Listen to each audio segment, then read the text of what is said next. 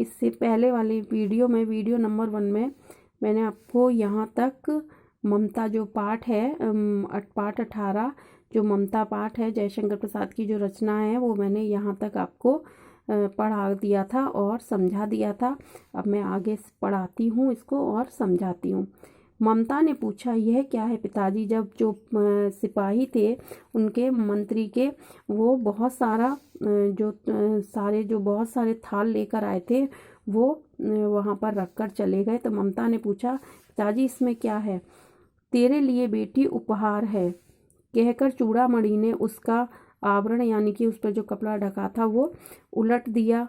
स्वर्ण का पीलापन उस सुनहली संध्या में विकीर्ण होने लगा। ठीक है, मतलब जो विकीर्ण मतलब फैलने लगा।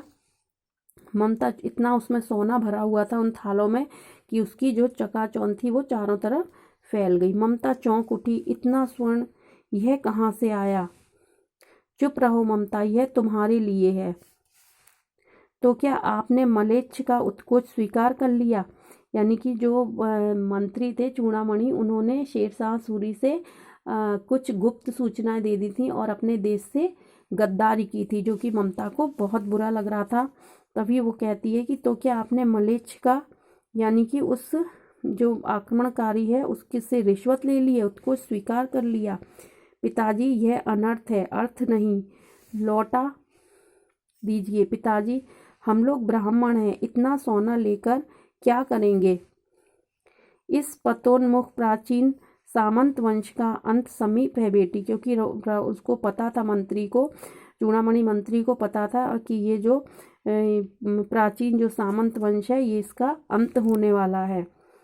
किसी भी दिन शेरशाह रोहिताश्व पर अधिकार कर सकता है, उस दिन मंत्रित्व ना रहेगा। तब के लिए बेटी, यानी कि उन्होंने बात की चिंता की थी कि जब कुछ भी नहीं रहेगा तो यही सारी चीज़ें, हमारे जो सोना है वो हमारे काम आएगा। लेकिन ममता को ये सारी चीज़ें बहुत बुरी लग रही थी।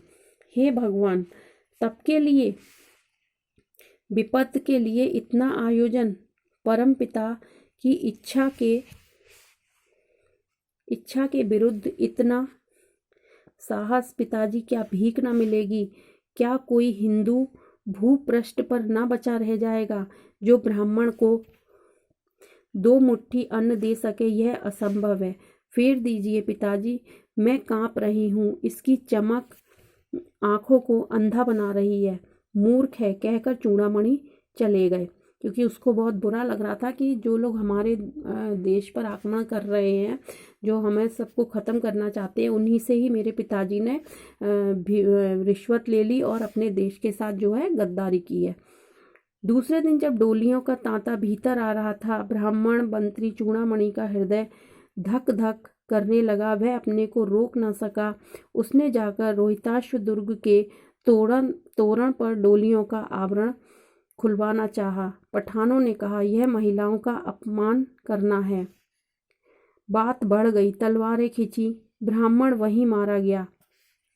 जो चूड़ामणि थे उनको वहीं पठानों ने मार दिया और राजा रानी और कोष सब छली शेरशाह के हाथ पड़े निकल गई ममता। और जब इस तरीके की लड़ाई हो रही थी, राजा रानी सब उनके अंडर में आ गए थे, सब पर उन्होंने हमला बोल दिया था। तो जो ममता थी वो चुपचाप वहाँ से निकल गई।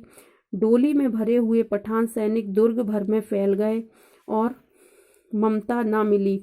ठीक है, जो डोलियाँ आई थी उनमें जो औरतें नहीं थी, उसमें सिपाही थे और वो सारे महल में चारों तरफ फैल गए। उसे ढूंढ भी रहे थे लेकिन ममता उनको नहीं मिली।